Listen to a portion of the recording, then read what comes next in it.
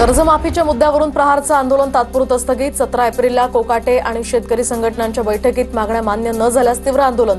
दर 15 दिवसांनी एका मंत्र्याची गाडीची हवा सोडणार, बच्चू कडूंचा इशारा।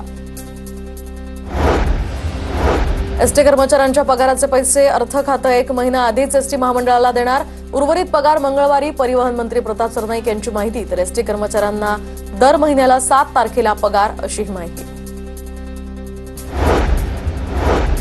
डेंग्यू तापाच्या रुग्णाचं 6 लाख बिल कसं? रुग्णाला अमृत पाजलं का? आमदार संतोष बांगर संभाजीनगरच्या एमजीएम रुग्णालयाच्या डॉक्टरांवर संतापले।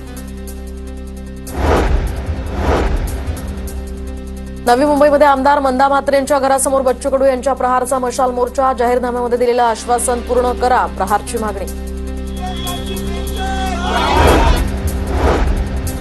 शेतकऱ्यांच्या कर्जमाफी आणि दिव्यांगांच्या विविध मागण्यांसाठी प्रहार जनशक्ती पक्षाचं आंदोलन।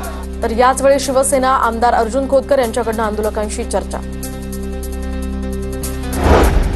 पोलीस अधिकारी अश्विनी बिद्रे हत्या प्रकरणाचा 21 एप्रिलला निकाल। आरोपी अभय कुरुंदकरला पनवेल कोर्ट शिक्षा सुनावणार। कोर्ट काय शिक्षा सुनावणार याकडे आता लक्ष।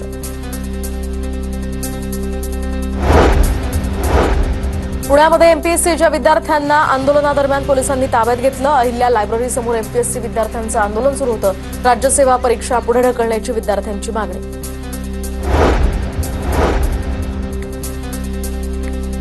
राणीच्या बागेतील प्राण्यांचा उन्हापासून बचाव करण्यासाठी उपाययोजना। प्राण्यांना नैसर्गिक पद्धतीनं थंडावा देण्याचा प्रयत्न। बर्फाचे तुकडे यासह थंड पाण्याच्या शॉवरद्वारे प्राण्यांना दिलासा देण्याचा प्रयत्न।